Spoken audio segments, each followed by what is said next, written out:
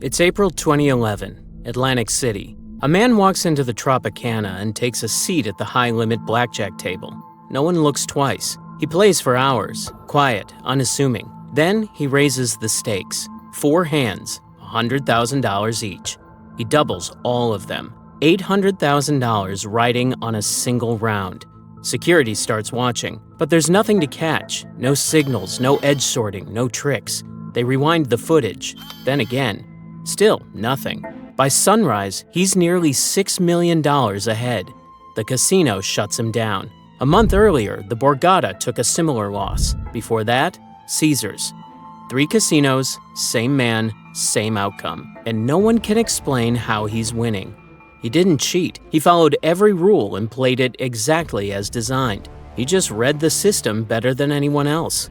This is the story of Don Johnson, the man who found a flaw in the game and used it to take $15 million from the most powerful casinos in America.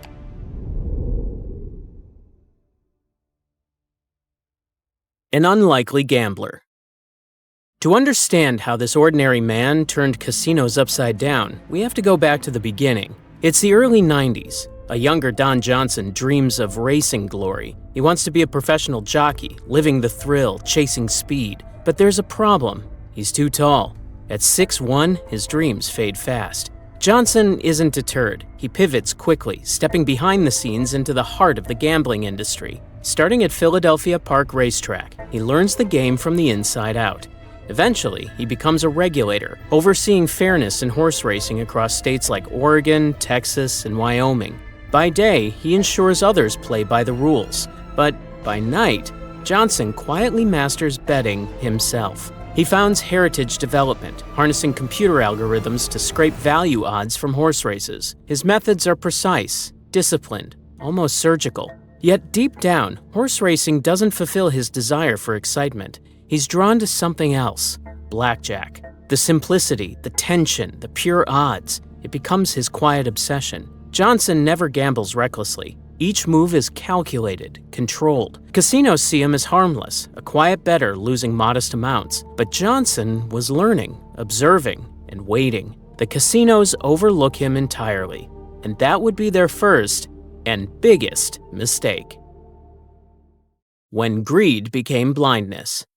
Atlantic City was built for good times. Casinos glittered along the boardwalk, drawing millions of gamblers who arrived every year, each carrying dreams bigger than their wallets. For decades, the money never stopped flowing. The house always won, until it didn't. In 2008, Wall Street collapsed, and so did Atlantic City. Tourists vanished, casino floors fell quiet. From a peak of over $5 billion in revenue, the numbers plummeted in less than 2 years. Executives panicked, losses piled up, and behind closed doors, the offers got desperate. To lure back their biggest spenders, casinos loosened the screws. Private jets, luxury suites, comped losses. High rollers were now being promised generous cash back on losses, and quietly, the game itself started to change. Rules that were protecting the house now adjusted. Margins that ensured profits were thinned.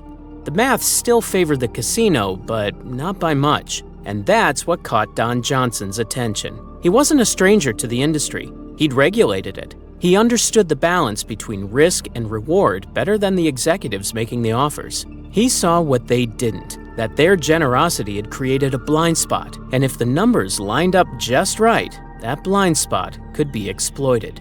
He called in a team of mathematicians, analysts, statisticians, people who could test every variable. Together, they modeled it all, the comps, the loosened rules, the rebates, and when the simulations were done, the answer was clear.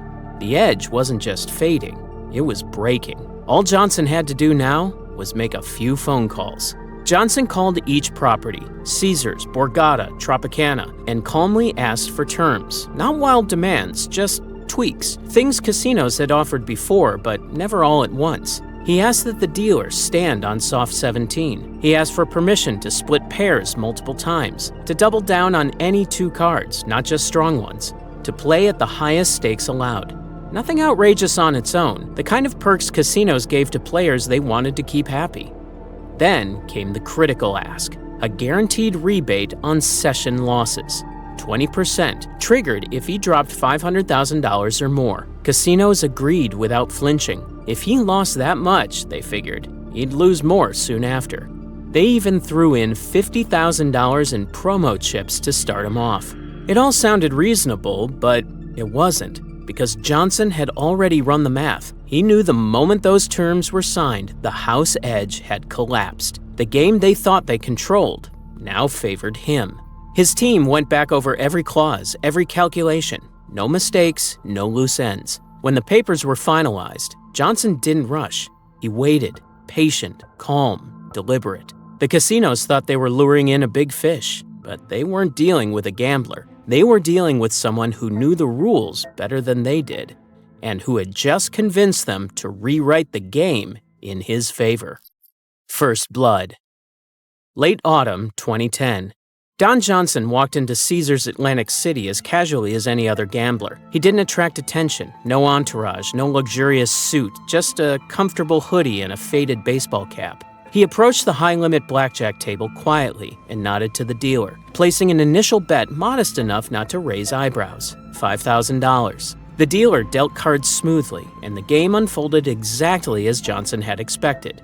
Ordinary, steady, uneventful. He lost some hands, won others, staying perfectly composed throughout.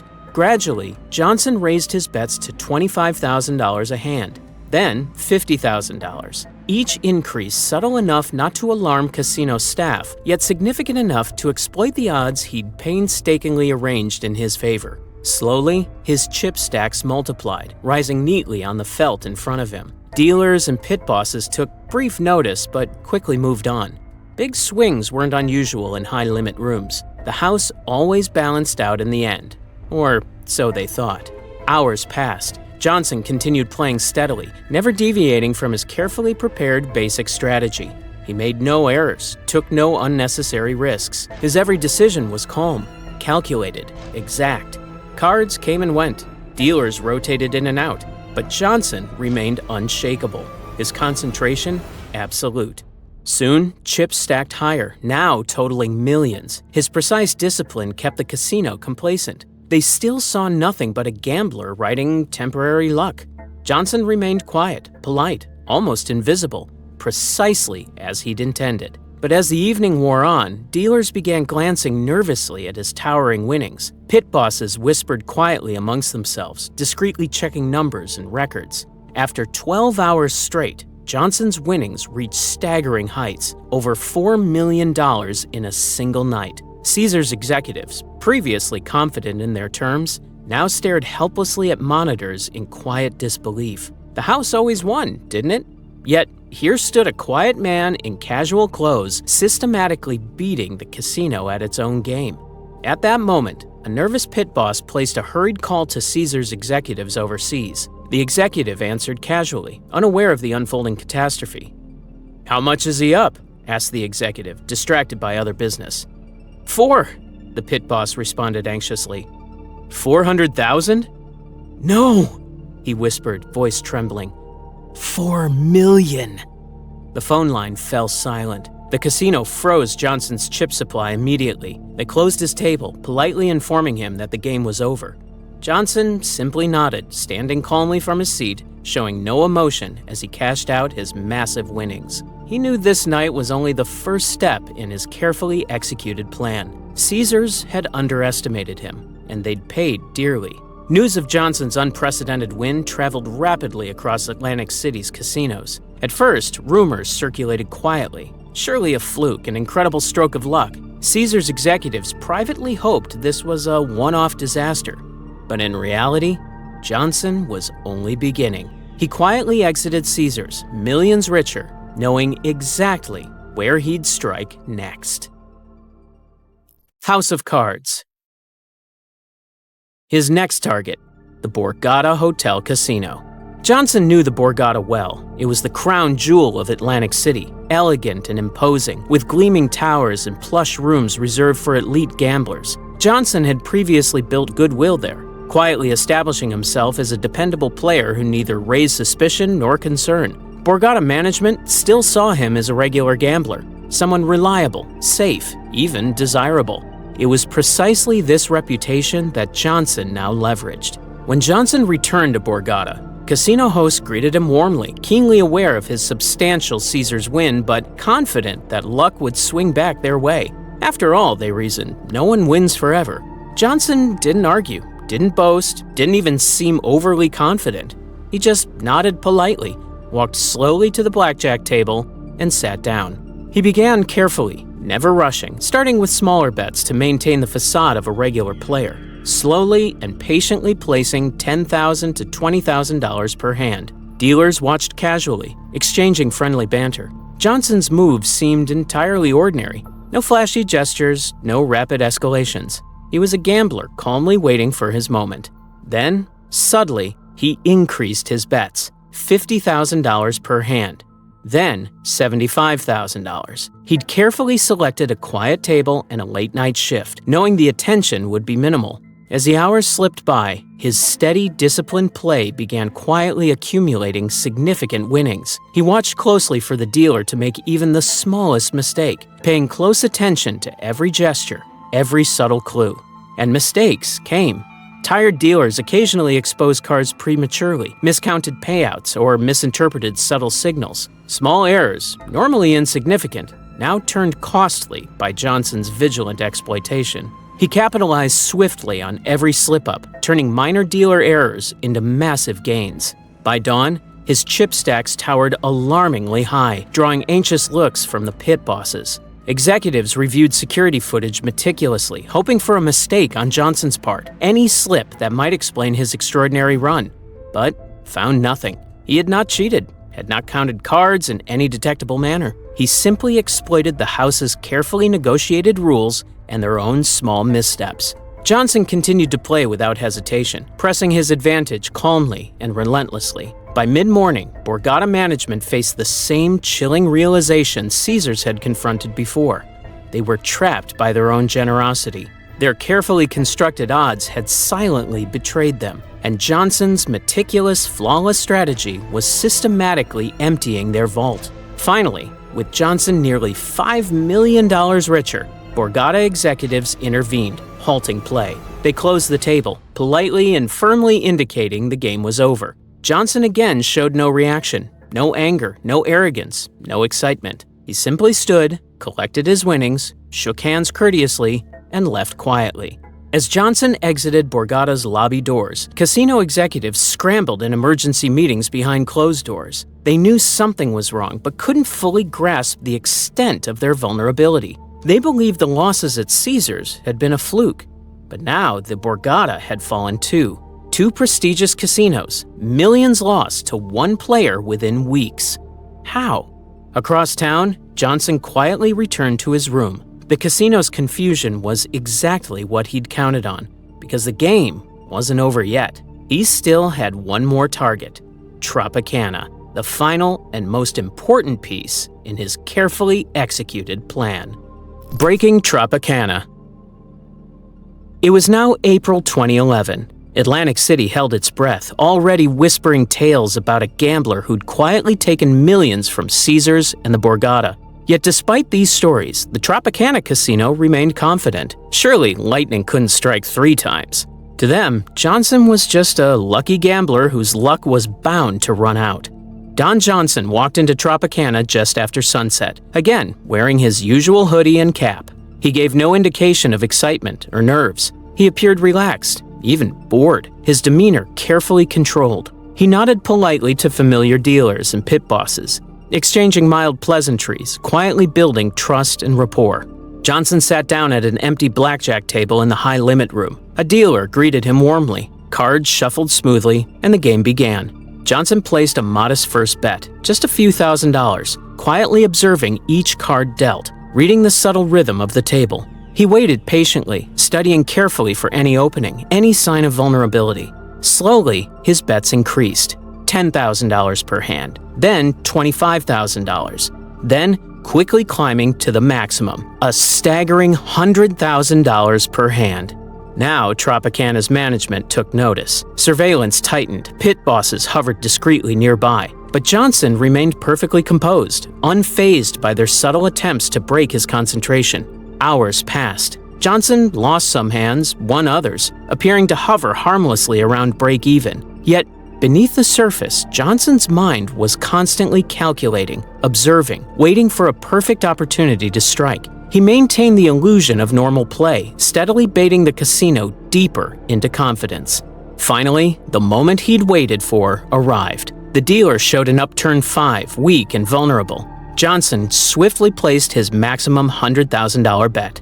The cards came down, a pair of 8s, totaling 16. A difficult hand, but exactly what Johnson had prepared for. Calmly, he signaled the dealer to split them, doubling his initial bet. 2 fresh cards were drawn, and incredibly, another pair of 8s appeared. Johnson immediately split these as well, now playing 4 separate hands, each carrying a $100,000 wager. The dealer drew cards carefully, visibly nervous now, aware of the enormous stakes laid out across the table. Johnson received favorable cards and doubled down aggressively on each hand. Suddenly, his total wager ballooned to $800,000, almost $1 million riding on a single turn of the cards. Casino staff watched helplessly, anxiety rippling through their ranks.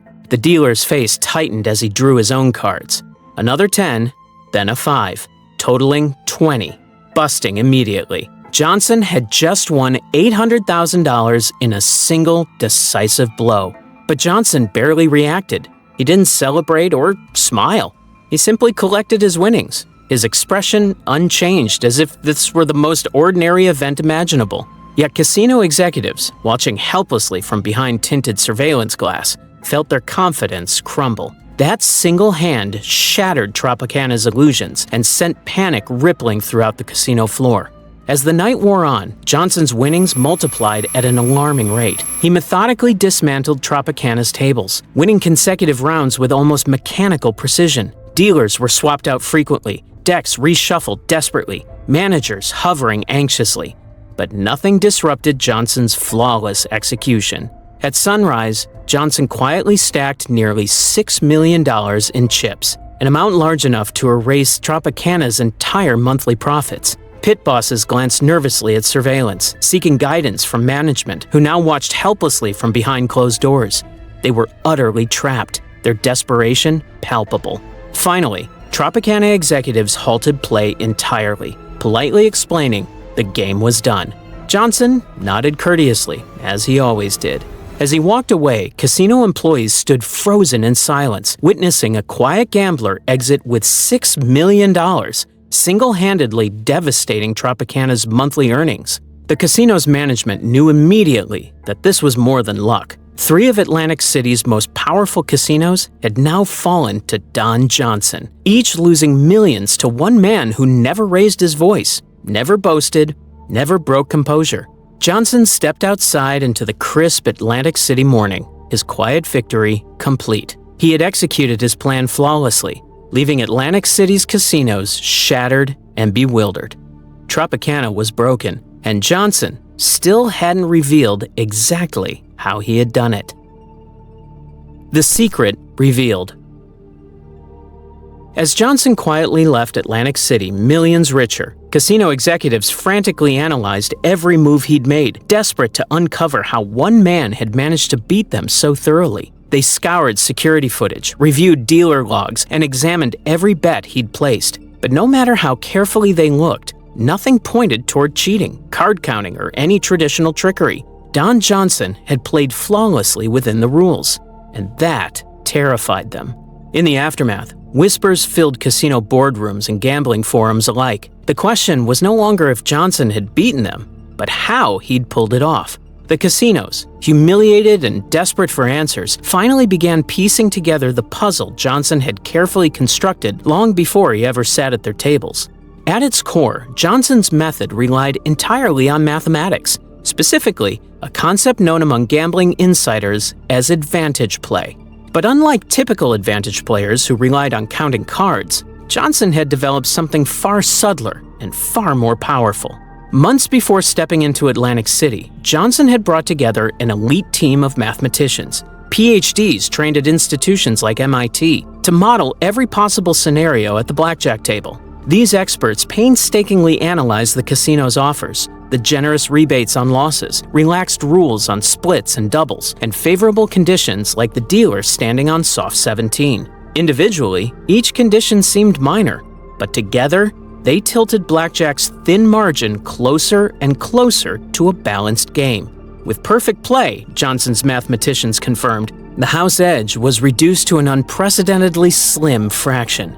But what truly flipped the script was the 20% loss rebate the casinos had carelessly agreed to in their desperation. With careful strategy, Johnson knew he could leverage this rebate to shift the odds definitively in his favor. Each time his losses reached the rebate threshold of $500,000, he simply stopped playing, claimed his 20% cash back, then resumed again fresh, greatly cushioning the impact of losing sessions while maximizing gains from winning streaks.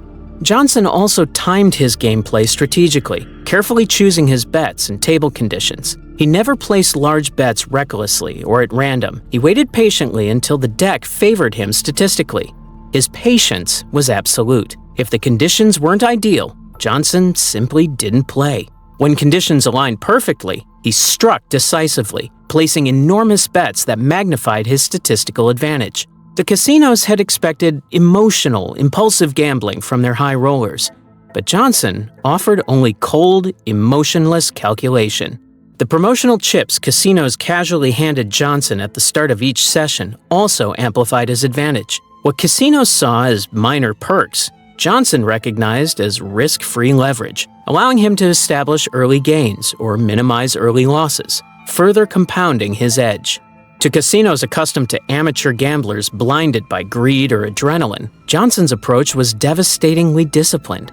Dealers and pit bosses had never witnessed anything quite like it. A gambler who made every decision with scientific precision, never swayed by luck or emotion.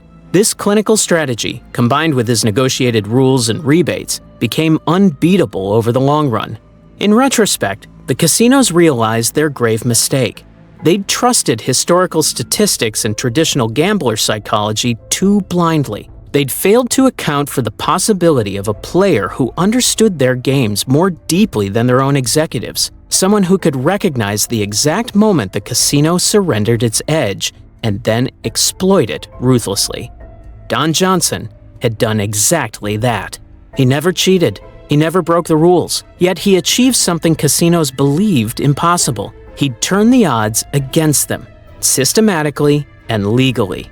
Johnson's victory sent Atlantic City into chaos. Tropicana immediately fired CEO Mark Giannantonio, holding him accountable for authorizing Johnson's devastating terms. Casinos citywide tightened their grip, slashing rebates, enforcing stricter oversight, and training staff rigorously to prevent another disaster.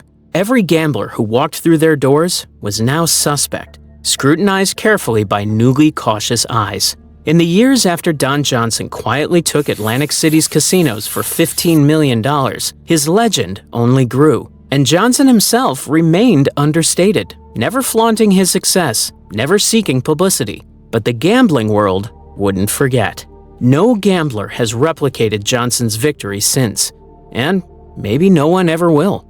But if one man could do it once, what's stopping the next one?